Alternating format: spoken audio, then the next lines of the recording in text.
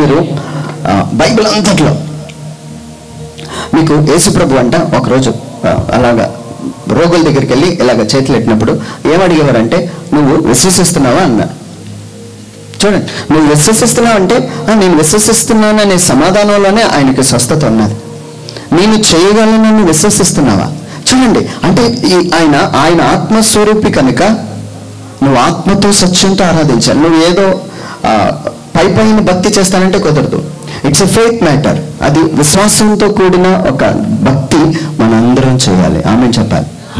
హల్లెలూయా. ఇప్పుడు మీరు ఇక్కడ యేసు ప్రభు మా కుటుంబాన్ని మారుస్తాడనే విశ్వాసం నీలో ఉంటే దేవుడు తప్పనిసరిగా ఆ రాయిని దొర్లించి నిన్ను మహిమతో లేపుతాడు. మీరు నా భర్త మారడండి, నా పిల్లలు అలాగే వాళ్ళు ఇంక మార్చడం నా వల్ల అవ్వట్లేదు అని నువ్వు, మరణము జీవము రెండు నీ నోట్లోనే ఉన్నాయి. నువ్వు నన్ను అందరు నా వైపున కొంతమంది తల్లిదండ్రులు పిల్లలతో మాట్లాడతారు, నువ్వు నన్ను కాదని వెళ్ళిపో, నువ్వు ఎలా బాగుపడతావు చూస్తావు అంటారు. అది ఏం పలుకుతున్నారు మీరు? మరణాన్ని పలుకుతున్నారు. అంటే అర్థం ఏంటి? నువ్వు నన్ను కాదని వెళ్తున్నావుగా, నువ్వు బాగుపడవని చెప్తున్నావు. అలా చేయకూడదు. There is a life, there is a life. నీ నోట్లో ఆ మాటలో లైఫ్ అన్న దేవుడు నీ ఇంట్లోనే పెట్టాడు. అందుకే చాలా చాలా జాగ్రత్తగా కాపాడుకోవాలండి. ఊరికి ఎవరితో వాళ్ళతో మాట్లాడద్దు. ఎక్కువ మాట్లాడడం వల్ల తప్పులు జరుగుతాయి. చాలా మంది కానీ ఫ్రెండ్స్ సర్కిల్ ఎక్కువ, అక్కడ మూల మాట్లాడుకొని మనలో మనకు తెలియకుండానే మరణంలోనికే మనం వెళ్ళిపోతున్నాం.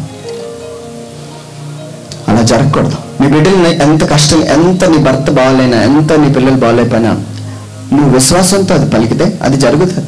ఏమని చెప్తా తెలుసా? దేవుడు నిన్ను ఆశీర్వదించును గాక. ఇది మనం ప్రాక్టీస్ చేయాలి మన లైఫ్లో.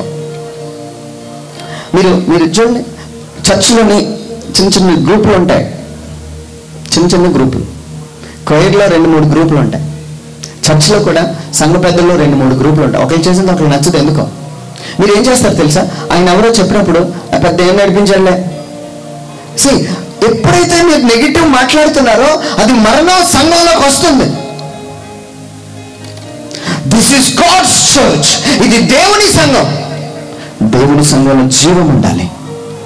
లూకా సువార్త 6వ అధ్యాయము 46వ వచనం నేనే చదువుతాను. నేను చెప్పు మాట ప్రకారం మీరు చేయక ప్రభువా ప్రభువా అని నన్ను పిలిచుట ఎందుకు? నా యొద్దకు వచ్చి నా మాటలు విని వాటి చొప్పున చేయు ప్రతివాడును ఎవరిని పోలి ఉండను మీకు తెలియచేస్తాను.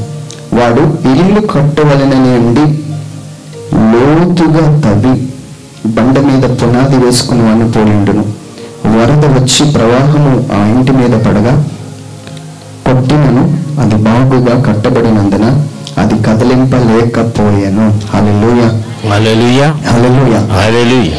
బండ మీద నా జీవితమును మేము కట్టుకొనదము గాక. ఆమేన్, ఆమేన్. ప్రభా, ఈ వాక్యం మీద ఎవరైతే చేపట్టారో మా జీవితాన్ని మీ మీద కట్టమని, మీరే ఒక స్థిరమైన పునాదిగా, మీరే ఒక బండగా నీ వాక్యం మీద మా జీవితాన్ని కట్టుకొని ఎన్ని వరదలు వచ్చినా నువ్వు కొట్టుకుపోకుండా నీ సన్నిధిలో నిత్యం ఉంటూ నిన్ను ఆరాధించే ఒక లోతైన బలమైన ఇల్లుని కట్టుకునే ఆలోచన కలిగిన వారుగా మేము ముందుకు గాక. Amen. Praise the Lord, praise the Lord, hallelujah. Right. ఇప్పుడు నేను మీకు ఒక విషయం చెప్తాను. ఏంటంటున్నాడంటే ఆయన, ప్రభువా ప్రభువా అని నువ్వు ఎందుకు పిలుస్తున్నావు అన్నాడు. ఇప్పుడు మీరు చర్చలోకి వచ్చి ప్రభువా ప్రభువా ప్రభువా అని పిలుస్తున్నారు. దేవుడు ఏమన్నాడు? వై యు ఆర్ కాలింగ్ మీ?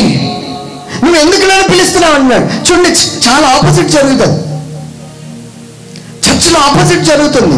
మన అందరం ప్రభువా ప్రభువా ప్రభువా అని దేవుని పిలుస్తుంటుంటే ఆయన ఏమంటున్నాడు? ఆయన ఏమన్నాడు చూడండి, ప్రభువా ప్రభువా అని నన్ను పిలుచుటకు ఎందుకు పిలుస్తున్నావు అంటున్నాడు ఆయన. కానీ మనం ఏమని చేస్తాం? ప్రభువా ప్రభువా ప్రభువా అని పిలుస్తున్నాం. ఆయన ఏమంటున్నాడు? ఎందుకు? వై అనండి అందరూ గట్టిగా. ఎలా చెప్పండి? ఎందుకు అనండి గట్టిగా. ఇలా ఎందుకు పిలుస్తున్నా ప్రభువా అని అంటున్నాడు ఆయన. అదేంటి దేవుడు అలాగనే సార్, అంత మాట అని సార్ అనిపిస్తుందా మనకి? జాగ్రత్త చూడండి. ఆయన ఏమన్నాడంటే, మీరు నా సంఘానికి వచ్చి నా మాటలు విని దేవుని యొక్క మాటలు ఇలా ఓపెన్ చేసి లిసన్, ఇది ఏంటి అంటే మీరు ఏదో ఇలా నాకేదో ఇన్స్పైర్ అయిపోయి నేను జావా పైథాన్ టీచ్ చేస్తూ ఉంటాను, జావా పైథాన్ టీచ్ చేస్తూ ఉంటాను. నేను ఏం చేశానంటే నా పిల్లలకి దానికి సరిపడేట్టుగా ఒక చిన్న బుక్ తయారు చేశాను. సో అది వాళ్ళకి అర్థమవుతుంది. ఈ బుక్ మాత్రం అలా చేయడానికి కుదరదు. ఇది బైబిల్ ప్రకారం దేవుని వాక్యం ఏమని సెలవిస్తుంది, ఆత్మ ప్రేరణ చేత రాయబడి, అంటే దేవుని హృదయం ఇది. హల్లెలూయా.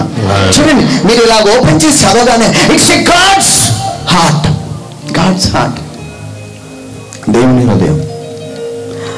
అదేం చేస్తున్నారు మీరు వింటున్నారు, ఆలకిస్తున్నారు, చాలా స్టేటస్లో దేవుని వాక్యాలు వింటున్నారు. కానీ ప్రభు ఏమంటున్నాడు తెలుసా, మీరు కానీ ఒకవేళ నా మాటలు విని దాన్ని చెప్పని మీరు చేయకపోతే మీరు ప్రభువాన్ని పిలిచడం ఎందుకు అని చెప్పి ఏమన్నాడంటే, ఒక వరద వస్తే మీరు కొట్టుకెళ్ళిపోతారు అన్నాడు. కొన్ని నెలల క్రితం మా మమ్మీ ప్రార్థన చేస్తూ ఉంటారు. లాస్ట్ టైం చెప్పాను మీకు.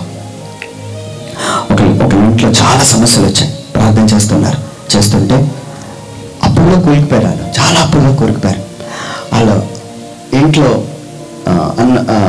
భార్య భర్తల మీద గొడవలు అయిపోయి కోర్టు కేసుకి వెళ్ళిపోయారు. ఒకరికొకరు తులిపోయారు, అందరూ తులిపోయారు. ఇప్పుడు వాళ్ళకి ఏం చేయాలో తెలియక మా మమ్మీకి ఫోన్ చేశారు, ప్రార్థన చేయమంటే ప్రభు అన్నాడు. ఒక చాలా బలమైన వరద వచ్చిన సమయానికి ఆ కుటుంబం అంతా కొట్టుకుపోయేటట్టుగా ఉన్నది. నిజం, వాళ్ళు పుట్టు క్రైస్తవులు, వాళ్ళు చిన్నప్పటి నుంచి క్రైస్తవులు, వాళ్ళ పిల్లలన్నీ క్రైస్తవ జ్ఞాన వివాహం జరిగింది. But the word from God is something different. ఏమండి, నేను ప్రతి ఆధారం గుడికి వెళ్తాను, నాకు తెలుసు. బద్దమైన అభియోగం తీసుకున్నారు, దివ్య ప్రసాదం తీసుకున్నారు. But the word from the God is something different. ఆయన నుంచి వచ్చే మాట చాలా వ్యతిరేకంగా ఉన్నది. అదేమంటున్నాడంటే, ఒక వరద వచ్చే టైంకి కుటుంబంలో ఎవరు మిగిలిన అందరూ ఒక వరదకి కొట్టుకుపోయినట్టుగా. ఏమండి, నేనేదో దేవుడు అలా అంటాడంటే ఇది బైబిల్ అండి. మీకు ఏదో ఆయింట్మెంట్ పెట్టి యేసుప్రభు మిమ్మల్ని దీవిస్తే అలా చెప్పడానికి రావట్లేదు నేను. అది సంథింగ్ డిఫరెంట్. ఆయన ఏమంటున్నాడంటే, నువ్వు చర్చకొచ్చి ఆయన మాటలు విని ప్రభువాని నువ్వు ఆరాధిస్తున్నప్పుడు ఆయన మాట చెప్పిన నువ్వు చేయకపోతే నన్ను ప్రభువాని ఎందుకు పిలుస్తున్నావు, నువ్వు త్వరలోనే వరద వచ్చినప్పుడు కొట్టుకుపోయే వాళ్ళగా ఉన్నావు అంటున్నాడు. Praise the Lord. Hallelujah, hallelujah, hallelujah, hallelujah. ఇక్కడ కొంతమందికి చర్చిలోకి రాగానే కొంతమంది 2 చేతులు పైకెత్తుతారు, ప్రార్థన చేస్తారు. కొంతమంది ఏడుస్తూ ప్రార్థన చేస్తారు. కొంతమంది అలాగా సైలెంట్గా ప్రార్థన చేస్తారు. ఇప్పుడు ప్రభు ఏమంటున్నాడు తెలుసా, ఎందుకు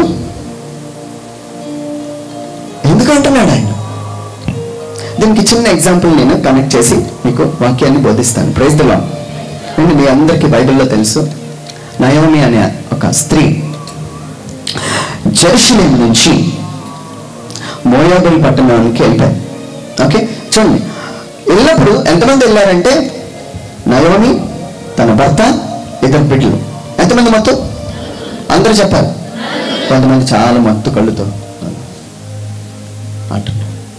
చూడండి, ఈ 4 వెళ్ళారు.